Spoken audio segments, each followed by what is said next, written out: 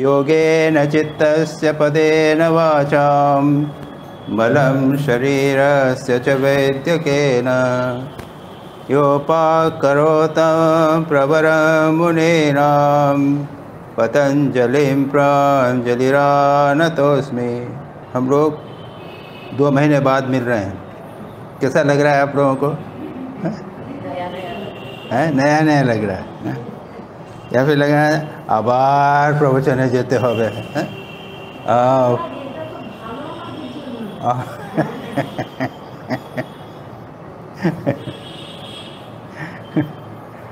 लेकिन हम जो बोलते हैं तो कितना याद रहता है। श्री रामकृष्ण वचनामृत तो पढ़ते हैं, उसमें कितना याद रहता है। रोज पढ़ते हैं ना, कितना याद। मैं तो पहली बात पूछता हूँ, ईश्वर में मन कैसे लगे, प्रथम क्वेश्चन है ना, उसका आंसर मालूम है तो याद है? क्या बात बताई ठाकुर ने? 4 चीजें।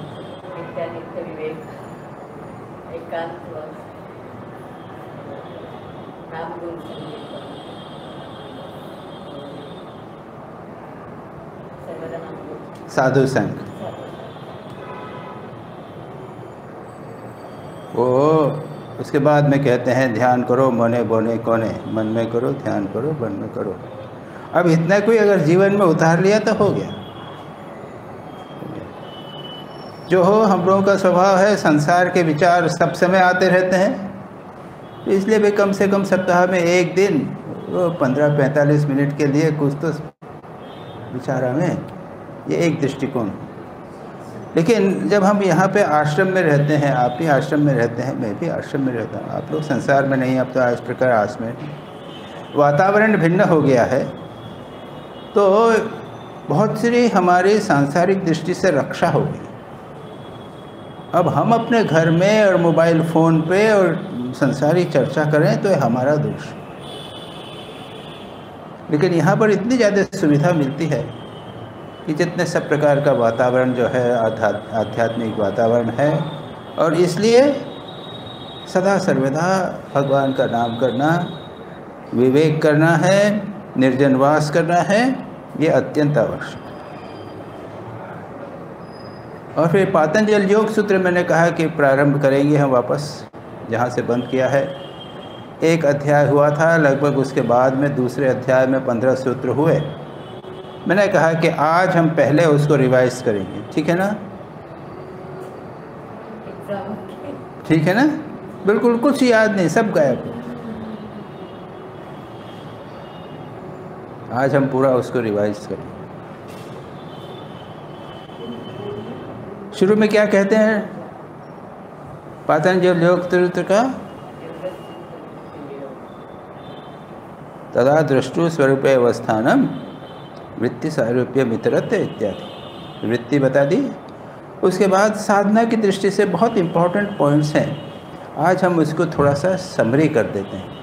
जैसे हमने कहा ना कि ठाकुर के उपदेशों का समरी 5 पॉइंट बनाए, है ना, शुरू में जो बोले थे।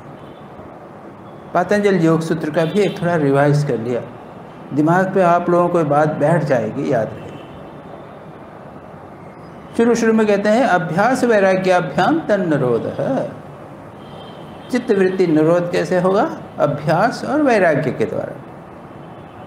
और अर्जुन ने भगवान से प्रश्न पूछा था कि मन इतना चंचल है, कैसे कंट्रोल होगा? तो कहते हैं कि निश्चयम मनो चंचलम अभ्यास है, नहीं तो कौनते ही वैराग्य नहीं कहते। अभ्यास और वैराग्य, ये 2 बहुत इम्पोर्टेंट।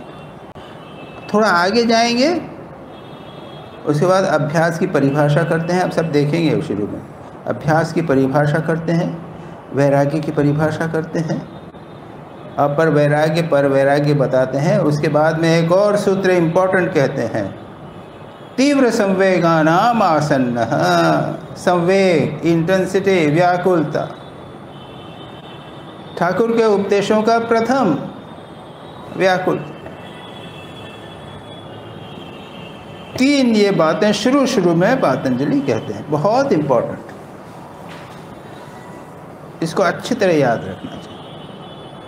उसके बाद में थोड़े गाते हैं ईश्वर प्रणिधानात्वा, ईश्वर प्रणिधान, ईश्वर के प्रति भक्ति। फिर आगे कहते हैं ईश्वर का नाम है प्रणव। हाँ?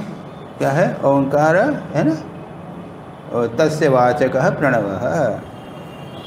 और फिर और आगे चल के तद जपः तद अर्थ भावनम, जप आ गया। तो अभ्यास, वैराग्य, संवेग, तीव्रता, जप, तद जप तद अर्थ भाव, जो हो गया। उसके बाद में आगे चलते हैं तो कहते हैं कि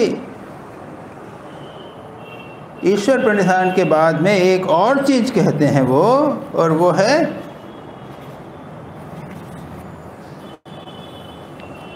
प्रत्यर्जन विधारणाभ्याम व प्राणस्य, प्राण को रोकना। उसके बाद में कुछ ध्यान बताते हैं, खूब इम्पोर्टेंट, एक सूत्र में, जैसे वीतराग विषय हुआ चित्त। वीतराग महापुरुषों के संबंध में या उनके चित्त का ध्यान करना। ज्योतिष्मति, विशोकावा ज्योतिष्मति, ज्योति, एक ज्योति का ध्यान करो, शोक रहित शून्य बढ़िया ज्योति का ध्यान करो। स्वप्न निद्रा ज्ञानालंबनम वा, स्वप्न में अगर कुछ आपको दर्शन हो जावे तो उसको लेके ध्यान करो। इस प्रकार से बहुत सारे ध्यान के बताए। यथाभिमत ध्यानाद्वा, आपकी जैसी इच्छा हो उस प्रकार से ध्यान।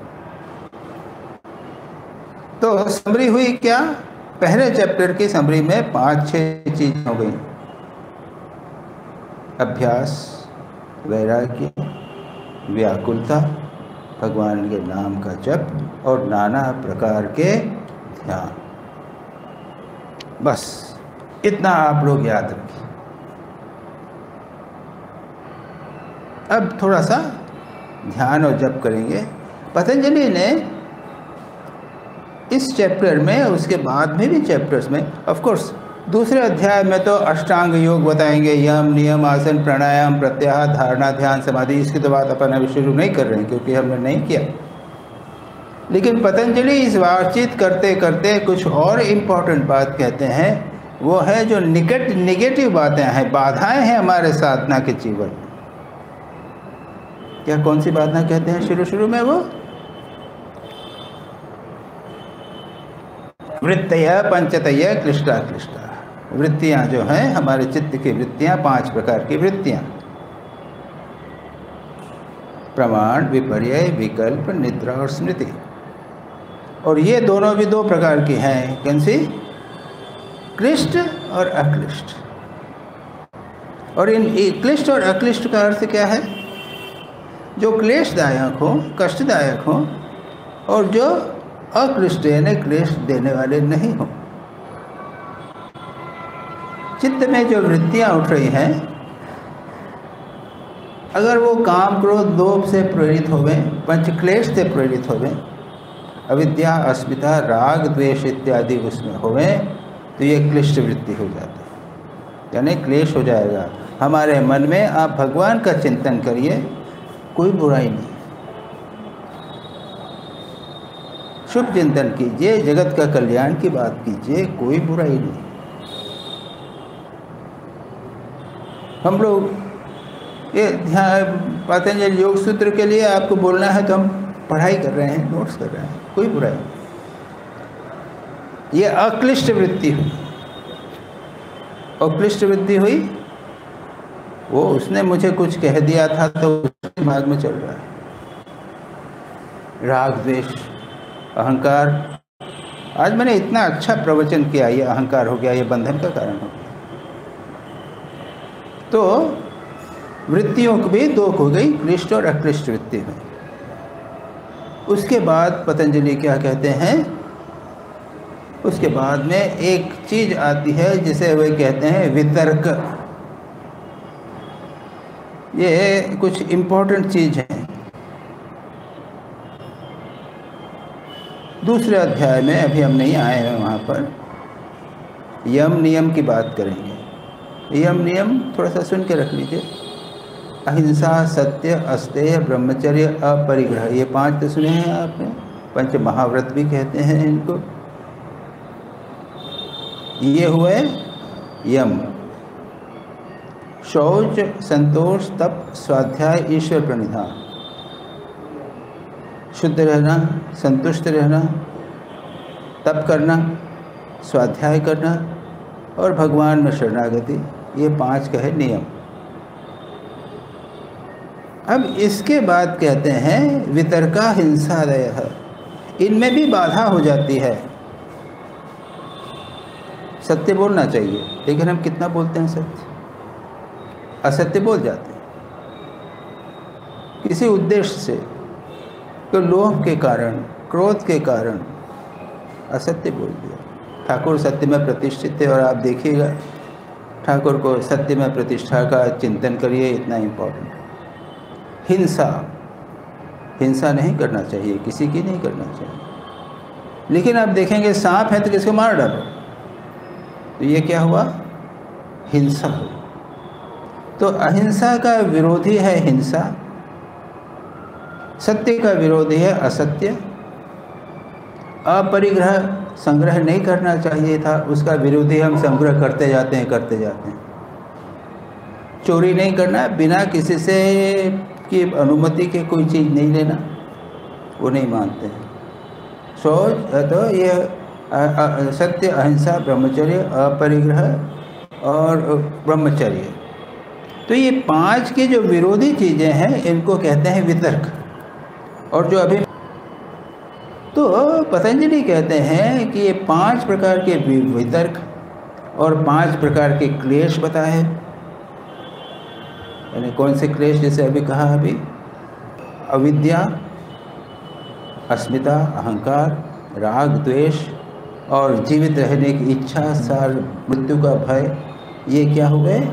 ये क्लेश हुए, ये वितर्क हुए। और उसके बाद में पतंजलि ने, हम पुनः उसको करेंगे, पहले कर चुके हैं, अंतराय। हम जब साधना करते हैं तो कुछ बाधाएं आती हैं, व्याधि, बीमारी आ गई, ध्यान हो गया, आलस्य आ गया, करना चाहिए तभी नहीं कर सकते, अविरति, संसार के प्रति वैराग्य नहीं हुआ है, ये सब बाढ़ के वितर्क हो गए। तो ये पतंजलि ने इस प्रकार से आध्यात्मिक जीवन की बाधाएं हैं उनको भी बहुत अच्छी तरह समझाया। ये मैं बोलना चाहता हूँ। साधना की दृष्टि से अभी हमने कहा है, पहले चैप्टर में उन्होंने 5 चीज़ें बता दी। अभी मैंने जो कहा है उनको, अभ्यास, वैराग्य, व्याकुलता या तीव्रता, भगवान नाम का जप और विभिन्न प्रकार के ध्यान। अब इन चीज़ों को मैं चाहता हूँ कि हम आगे बढ़ें, उसके पहले अच्छी तरह समझ लें थोड़ा सा। अभ्यास, अभ्यास क्या है? हम सब समझते हैं। नियम बना लिया और उसके बाद जब ध्यान करना है। हमने अब नियम बना लिया, क्या है? 1000 जप करेंगे रोज, एक जगह रोज करेंगे। जप करने का नियम क्या है? पतंजलि योग सूत्र में अभ्यास का अर्थ है दीर्घ काल निरंतर्य सत्कार सेवितो दृढ़ भूमि। अभ्यास, एक ही चीज को बार बार करना, रिपीट करना। हर छठे शनिवार को यहाँ प्रवचन में आना। तो इसको कैसे करना है? दीर्घ काल तक करना है। जब तक क्लासेस चलती हैं तब तक प्रत्येक दिन करना है, बाधा नहीं करना। करे उसके बाद में एक दिन छुट्टी, अरे आज तो ठीक नहीं है, तबीयत ठीक नहीं रखती है, कैसी गर्मी है, बारिश आ रही है, ये नहीं। दीर्घकाल निरंतर, विदाउट ब्रेक, सत्कारा से भी तो आनंद के साथ, उत्साह के साथ उसको करना, इसको कहते हैं अभ्यास। और अभ्यास ये अत्यंत इम्पोर्टेंट है, हम सब समझते हैं इस चीज़ को। और उसके बहुत सारे दृष्टांत। माँ शारदा क्या कहती हैं? जब कितना करना चाहिए? माँ ने क्या कहा? बोलिए 1 लाख। और आपने चैतन्य महाप्रभु के शिष्य हरिदास महाराज का सुना, नाम सुना है? वो कितना जप करते थे? 3 लाख। 3 लाख। हरे कृष्ण हरे कृष्ण हरे कृष्ण 3 लाख। और उसकी कहानी है, मालूम है ना? एक वो रामचंद्र खान था, उसने वेश्या को भेजा तो आई, बड़ी सुंदरी। उसने प्रस्ताव किया तो ठीक है ना, जब कर लूँगा, ख़त्म कर लूँगा तब। 3 दिन तक बैठी रही ऐसे संत के पास में, और कंटिन्यूसली जब सुने तो क्या परिणाम होगा जानते हैं, सारी कहानी जानते हैं। उसके बाद में खुद संत हो गई, अपना सिर मुंडवा लिया। उसने कहा, भगवान हरिदास जी ने कहा कि तू यहाँ पे रहे। वो करते रही संत। तो ये क्या हुआ? अभ्यास में दृढ़ता। लेकिन ये तो दृष्टांत के लिए अभ्यास में है कि करना 3000 करना है या 5000 करना है, 10,000 करना है, करना चाहिए। और मैं आप लोगों को सजेस्ट करूँगा, कई पुस्तकों में है, अगर आप रोज़ 1000 जप करते हो, नवरात्र के दिन 9000 आप बढ़ा दो। अभी तो कल से तो चतुर्मास शुरू हो रहा है ना? चतुर्मास में बना लो कुछ नियम। 20,000 जप।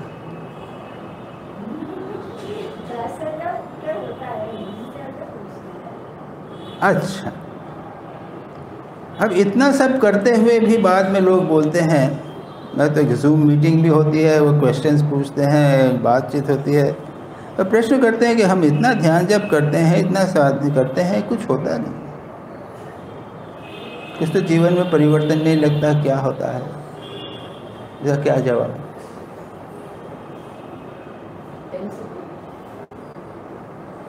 और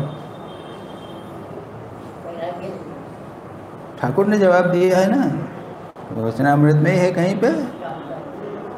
वो एक शराबी आके नाव में बैठ गए और चालू किया, खूब चलाई। हाँ, सारी रात नाव चलाई और जहाँ थे वहाँ के वहाँ, लंगर नहीं उठाया। हम लोगों के जीवन में दूसरी महत्वपूर्ण बात है ये वैरागी का। वैरागी का, और उसको भी हम थोड़ा सा देखने का प्रयत्न करेंगे। वैराग्य के तो इतनी कहानियां हैं कि बस क्या बताऊंगा। भगवान राम की कहानी, वशिष्ठ जी के पास में शास्त्र पढ़ लिए, पढ़ के वापस आए तो उन्होंने कहा कि हम जरा तीर्थ यात्रा करने जाएंगे। दशरथ बहुत खुश हुए, जाओ, राम लक्ष्मण दोनों तीर्थ यात्रा करने। सब तीर्थ यात्रा करके जब लौटे तब क्या हुआ? भगवान राम को वैराग्य, डिप्रेशन हो गया। और इतने में विश्वामित्र आए। मैं इनको राक्षसों का वध करने के लिए मैं ले जाना चाहता हूँ, हमारे यज्ञ को चलने नहीं देते हैं ये, तो आप राम को दीजिए। दशरथ ने कहा कि आप क्या कर रहे हैं? तो राम तो एक्यूट डिप्रेशन में है, तो पड़े रहते हैं, बात ही नहीं करते हैं, लंबे लंबे सांस लेते हैं और बैठे रहते हैं। तो क्या हुआ? तो वैराग्य हो गया। क्यों? वो तीर्थ यात्रा करके आए हैं, तब से वैराग्य हो गया। विश्वामित्र ने कहा कि वैराग्य में तो डिप्रेशन की तो बहुत अच्छी बात है, इससे बढ़िया कोई चीज़ नहीं है। और प्रसिद्ध श्लोक है ये, भोगे रोग भयम कुले च्युति भयम वित्ते निपालाद भयम माने दैन्य भयम बले ऋतु भयम रूपे चया भवम शास्त्रे वादि भयम गुणे खल भयम काये कृतांतात् भयम सर्वम वस्तु भवान्वितम भुवि नृणाम वैराग्यमेवाभयम्। ये वैराग्य शतकम एक पुस्तक है भर्तृहरि की, उसमें ये श्लोक है। क्या है? भोग करोगे तो रोग हो जाएगा, खूब खाइए, पेट भर भर के खाइए, डायबिटीज़, हाइपरटेंशन, क्या क्या सब। भोग के पीछे रोग का भयम है। उच्च कुल के हुए तो च्युति भयम, नीचे गिरने का भय है। धन है तो चोर का भय है। मान, तुमको मान सम्मान मिला तो कोई इंसल्ट भी कर देगा, उसका मान सम्मान के बदले दैन्य का फल है। तुम बलवान हो तो तुमको हराने वाला एक शत्रु भी मिल जाएगा। सुंदर रूप है, बुढ़ापा आएगा, सबका रूप ठंडा हो जाता है। रूपम भयम शास्त्रे वादी भयम। आप शास्त्र में विचारवान हो, तो बहुत हो, लेक्चर देते हो और विवाद करते हो तो उससे बड़ा भी और कोई मिल जाता है। वादी भयम गुणे खैल भयम। अब गुणवान हो, बुद्धिमान हो, सुंदर हो तो पीछे कोई तुम्हारा दोष निकालने वाला, तुम्हारी निंदा करने वाला मिल जाएगा। और शरीर है, काया है, उसमें तो मृत्यु का भय लगा ही रहा है। सर्वम वस्तु भयान्वितम। संसार की जितनी वस्तु हैं सब भयावह हैं, वैराग्य ही एक अभय वस्तु। तो भगवान राम के जीवन में वैराग्य आ गया, वो डिप्रेशन हो गए। विश्वामित्र ने उनको बुलाया, क्या बात है भाई, और उन्होंने सारा वर्णन किया। तो योग वाशिष्ठ जो पुस्तक है ना, बड़ी प्रकृति, योग वशिष्ठ, यहाँ कर रहे हैं ना, महाराज कर रहे हैं नहीं, किसी ने किया। उसका पहला प्रकरण है, बड़ा है, काफ़ी बड़ा है, कई पता नहीं कितना 50 पेज होंगे या क्या पेज होंगे। वैराग्य प्रकरण। भगवान राम संसार की सभी वस्तुओं के दोष दिखाते हैं। शरीर के दोष दिखाते हैं, गुणों के दोष दिखाते हैं, स्त्री शरीर के दोष दिखाते हैं, भोग के दोष दिखाते हैं, संसार के वैभव का दोष दिखाते हैं। बहुत सुंदर। तो उसके बाद में विश्वामित्र ने जब यह सुना तो उन्होंने वशिष्ठ जी से कहा कि देखिए, अब आप कीजिए, राम को ये ज्ञान के अधिकारी हो गए हैं, इन्हें वैराग्य आ गया। वैराग्य के बिना ज्ञान नहीं। इनको आप उपदेश दीजिए। कौन सा उपदेश दीजिए? बड़ी सुंदर बात। कथा इस प्रकार की है कि एक बार वशिष्ठ और विश्वामित्र में युद्ध हुआ था। ये दोनों ऋषि हैं, ब्रह्मर्षि हैं। वशिष्ठ के पास कामधेनु थी, विश्वामित्र राजा थे उस समय, और वे आए, उनका आदर सत्कार किया। इतने सारे लोग थे, उनका सारा आदर सत्कार, उन्होंने कामधेनु से उन्होंने जो इच्छा चाहिए मिली, उसका सारा उन्होंने सत्कार किया। तब फिर विश्वामित्र ने कहा कि आप तो सन्यासी, आप तो ऋषि हैं, आपको क्या करना, मैं राजा हूँ, कामधेनु मुझे दे दीजिए। कि नहीं, ये नहीं। और फिर दोनों के बीच में युद्ध हुआ था, और जब बहुत हो गया तब ब्रह्मा जी ने आके दोनों को शांत किया था, और दोनों को उन्होंने योग वशिष्ठ का उपदेश दिया। तो विश्वामित्र ने इस बार, अब तो जान हो गए, विश्वामित्र ने वशिष्ठ जी से कहा कि भाई ऐसे जब हम लोगों का झगड़ा हुआ था तब ब्रह्मा जी ने हमको जो उपदेश दिया था ये आप राम को दीजिए। और तब उन्होंने योग वशिष्ठ में जो उसके बाद का सारा पोर्शन वो हमको राम को बताया। और उसके बाद राम वैराग्य और ज्ञान दोनों में प्रतिष्ठित होकर उन्होंने सारी लीला की थी। और सारी लीला की भी बात सुन लीजिए। वैराग्य की चर्चा कर रहे हैं। राम ने पूर्ण रूप से वैराग्य में प्रतिष्ठित होकर सारी लीला की। वनवास में गए और सीता का हरण हो गया, और सीता की विरह में रो रहे हैं, पागल हो रहे हैं, जंगल में घूम रहे हैं, सीते सीते तुम कहाँ हो। एक हिरण को देखा कि हरिण तुमने मेरी सीता को देखा। वृक्ष से कह रहे हैं, वृक्ष तुम्हें बड़े अच्छे खड़े हुए हो, तुमने जरूर मेरी सीता को देखा हो। और इसी समय शंकर जी, भगवान शंकर सती जी के साथ में ऊपर से जा रहे थे। वो शिव जी ने ऊपर से जय सच्चिदानंद, जय सच्चिदानंद देखो प्रकार। सती जी को आश्चर्य हो गया, वो तो आनंद तो नहीं है, ये दुख में पड़े हुए हैं, उनको सच्चिदानंद बोल रहे हैं। और सत और चित्त में भी अंतर नहीं कर रहे हैं। जो जड़ वस्तु है, पत्थर है, उससे पूछ रहे हैं तुमने मेरी सीता को देखा क्या? जो बता नहीं सकता उसमें भी सीता पूछ रहे हैं। तो ऐसे तो पागल व्यक्ति है, इसको मेरे पति ने सच्चिदानंद कहा। मैं परीक्षा लूँ।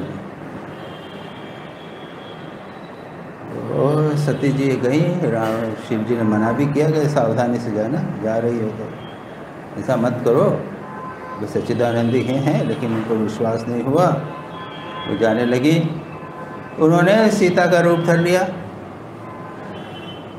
और जहाँ से राम जा रहे हैं, सीते सीते करके आ रहे हैं, तो उन्होंने देखा मैं सामने खड़ी हो गई। देखिए मुझे देख के है सीते सीते करके आलिंगन करेंगे। भगवान ने क्या किया? दूर से प्रणाम किया कि देवी अब शिव जी के बिना जंगल में कैसे घूमें? जंगल क्या है? ये भ्रम, मिथ्या, संशय का ब्रह्म है, जंगल है।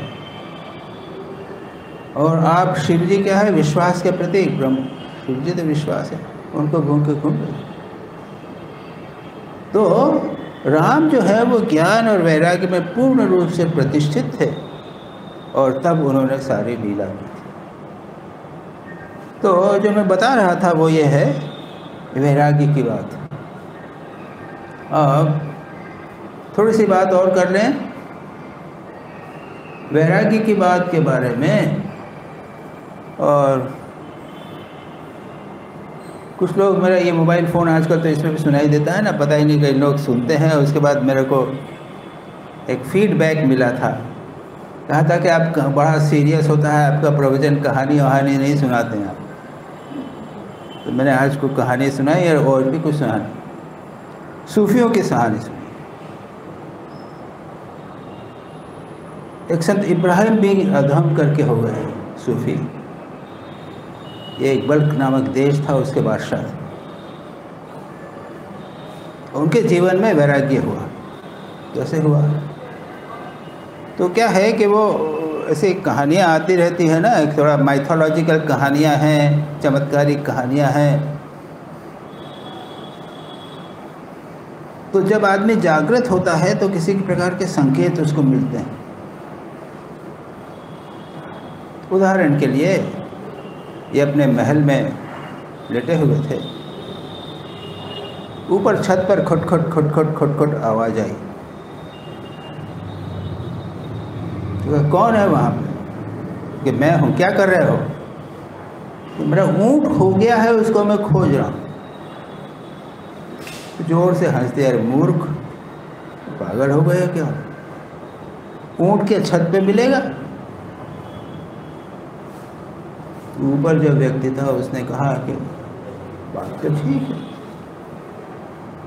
लेकिन अल्लाह के राजखाने में, महल में बैठ कर मिलेगा? चलो ठीक बात है। मन में वही बात चल रही है, महल में बैठे हुए हैं, दरबार में बैठे हुए हैं। इतने में एक आदमी ठक ठक ठक ठक तेजस्वी मोचा पगा बढ़िया आया, वहाँ खड़ा हो गया। देखता है, कहता है कि यहाँ मैं ठहरना चाहता हूँ, लेकिन ये सराय है, मैं यहाँ नहीं ठहरूँगा। किसी का घर होता तो मैं रह सकता, ये धर्मशाला है, सराय है, इसमें मैं नहीं रहूँगा। तो इब्राहिम कहते हैं कि तुम रहो ना, ये मेरा घर है, मकान है, घर। कि इसके पहले कौन रहता था? ये मेरे पिताजी रहते थे इसमें। उसके पहले कौन रहा? उसके दादा रहे थे। उसके पहले उनके पिताजी रहे, उसके पहले उनके पिताजी। ठीक है, देखो एक आदमी आया, एक चला गया, एक आया, दूसरा चला गया, एक चला गया, दूसरा आया। ये सराय धर्मशाला ही नहीं तो और क्या। वो वे वो गायब हो गया। वो फरिश्ता था एक, जिसे कहते हैं ना एंजल, भगवान का दूत जैसा। मन व्याकुल हो गया। उसके बाद निकले घोड़ा लेके शिकार करने, मन को बहलाने के लिए। एक हिरण देखा, उसको मारने दौड़े तो हिरण मुड़ के देखता है, तू मेरे को क्या मारता है, तेरे पीछे मौत खड़ी हुई है। और जिस पे बैठे थे जीन से आवाज़ होने लगी, वही सावधान हो जा, सावधान हो जा। पागल जैसे हो गए। वहीं अपना घोड़ा छोड़ दिया। एक लकड़हारा था, उसको अपने कपड़े दे दिए और उसके कपड़े खुद पहन लिए और पहाड़ों में गुफा में चले गए, कठोर तपस्या। एक बार हज करने गए, मक्का में गए, मक्का में रहते थे, वहाँ पे घूम रहे थे, प्रदक्षिणा करते हैं ना। तो तब तक उनका जो लड़का था, जब छोड़ के आए थे, जब राजा बादशाह छोड़ के आए थे, तब उनका छोटा बच्चा था, वो बड़ा हो गया था। उसने माँ से पूछा कि मेरे पिताजी कहाँ हैं, क्योंकि वो तो वहाँ थे। वो भी आया, वो भी परिक्रमा कर रहा था। इनको देख के लगा ये वही लड़का तो नहीं है कि जिसको मैं छोटे बचपन में छोड़ के आया हूँ। 10-15 साल, 10 साल, 15 साल हो गए हैं। तो यूँ तो वो किसी को देखते नहीं थे, वैरागी थे।